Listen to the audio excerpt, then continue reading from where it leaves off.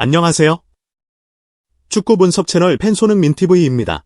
토트넘의 유로파 리그 상대가 50% 확정이 되었습니다. 알크마르 아니면 레알 소시에다드입니다. 이미 1차전에서 어느 정도 윤곽이 잡혀 있었는데 그래도 뭐 축구 모르는 거잖아요. 알크마르 1차전에서 갈라타사라이의 3골 차로 승리했는데 2차전 원정 경기에서는 2대2로 무승부를 거두면서 16강 진출을 확정지었고 레알 소시에다드는 미트윌란 원정에서 1대0으로 승리한 후 홈에서 미트윌란 퇴장까지 나오면서 5대2 대승을 거두면서 16강에 오르게 되었습니다. 미트윌란이 2대2까지는 그래도 잘 버텼는데 이후에 퇴장까지 나오면서 승부가 갈려버렸습니다. 토트넘 입장에서 두 팀 중 어디든 상관없지만 그래도 뭐 알크마르가 낫겠죠. 토트넘은 이미 알크마르와 조별리그에서 한 번 만났고 당시 손흥민도 없었고 더벤과 로메로 없이 승리를 했습니다. 민망하지만 히샬리송의 페널티킥으로 말이죠. 그런데 기억하시죠? 메디슨과 히샬리송의 신경전, 그리고 메디슨이 갑자기 양보하면서 훈훈하게 마무리되었던 그 장면이었죠. 그런데 토트넘이 알크마르를 상대하게 되면 동정심이 느껴지는 맨유에게 문제가 생깁니다. 맨유가 레알 소시에다드를 만나게 되는 건데 솔직히 맨유가 패배할 것 같습니다. 맨유는 지금부터 부상병동으로 시즌을 치러야 하는 상황이라서 이미 B클럽 레벨이 아닙니다. 맨유는 FA컵과 유로파리그, 그리고 리그가 남아있는데 하필 토트넘과 비슷한 행보라 뭘 양보해주고 그럴 게 없습니다. 맨유 입장에서는 그냥 빨리 유로파 리그에서 탈락하는 게 낫습니다. 강등은 면할 거 아닙니까? 지금 맨유 15위인 거 아시죠? 맨유가 강등되면 이건 진짜 대사건이 되는 거죠. 이부 리그팀이 챔피언스 리그에서 우승하는 것보다 더 큰 이슈이지만 전력이 강해질 일만 남아있는 다른 팀들과 달리 맨유는 정반대 상황입니다. 그런데 맨유 입장에서 유로파 리그에 더 집중한다고 해도 올 시즌 맨유를 상대로 3연승한 토트넘이 있는데 그냥 빨리 포기하는 게 낫겠죠. 네, 토트넘 입장에서 보면 뭐 어차피 중요하지 않습니다. 유로파 리그 우승도 손흥민 때문에 간절하게 보는 거지. 토트넘이 챔피언스 리그에 진출하기 위한 방법이 그것밖에 없으니까 우승을 바라는 건 아니거든요. 그런데 한 가지 확실한 건 저는 토트넘이 강등되길 바라지는 않는다는 걸 알았습니다. 미운정이 들어버렸어요. 네, 사람이 어떻게 할 수 있는 영역이 아닙니다.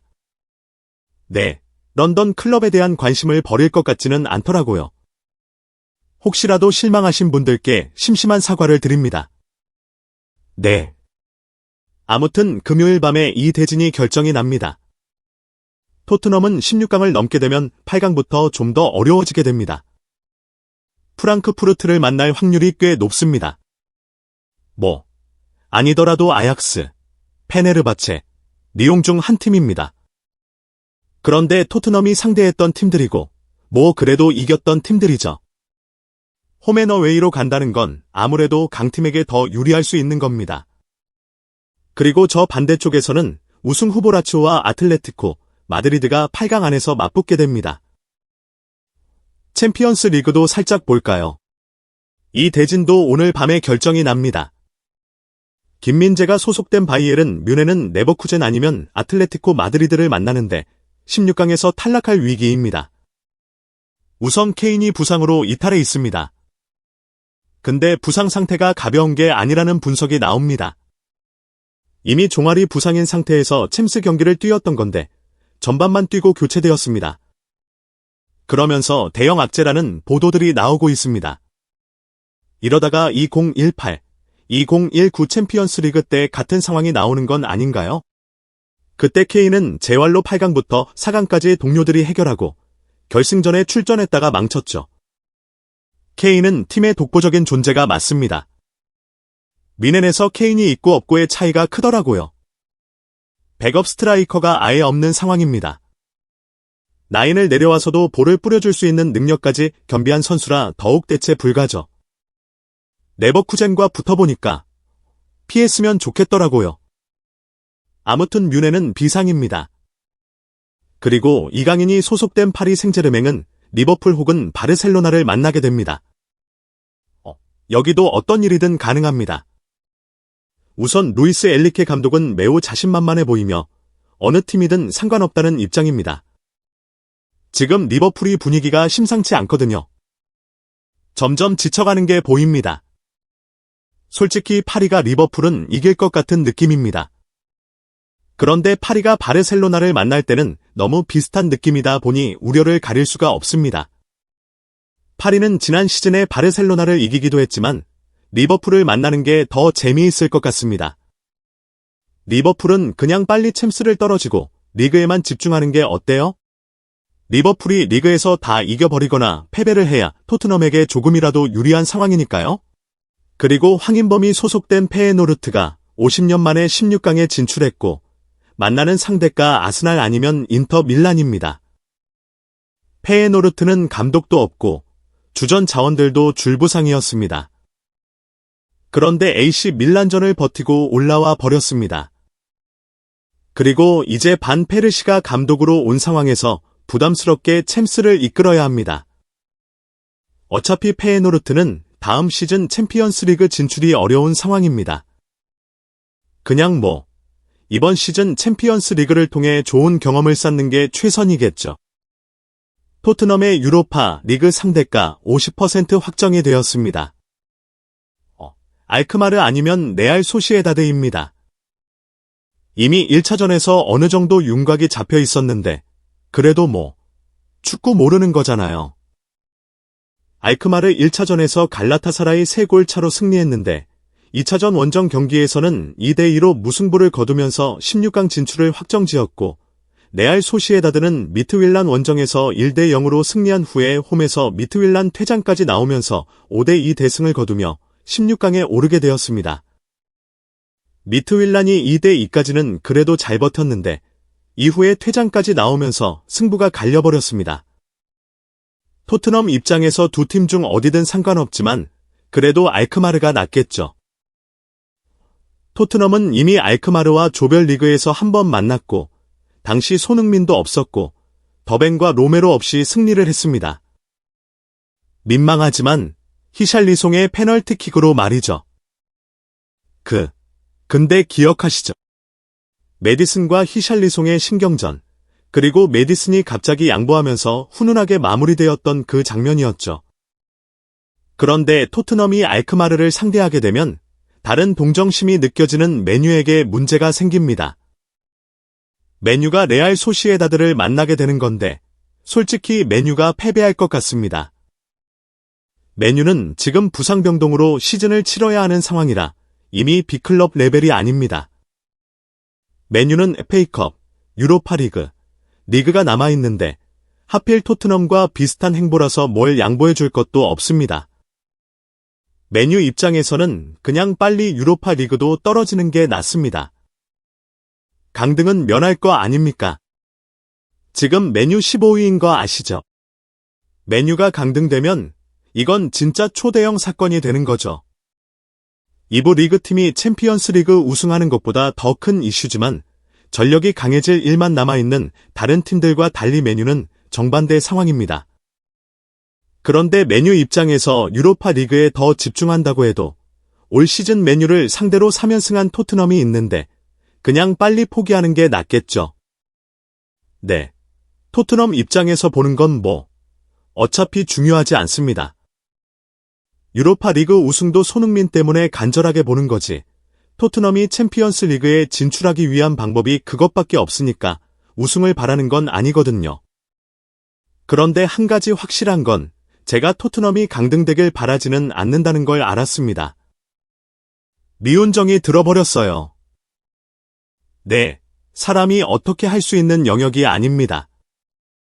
네, 런던 클럽에 대한 관심을 버릴 것 같진 않더라고요.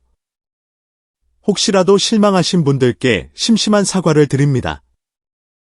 네, 아무튼 금요일 밤에 대진이 결정됩니다. 토트넘은 16강을 넘게 되면 8강부터 좀 더 어려워지게 됩니다. 프랑크푸르트를 만날 확률이 꽤 높습니다. 아니더라도 아약스, 페네르바체, 리옹 중에 한 팀입니다.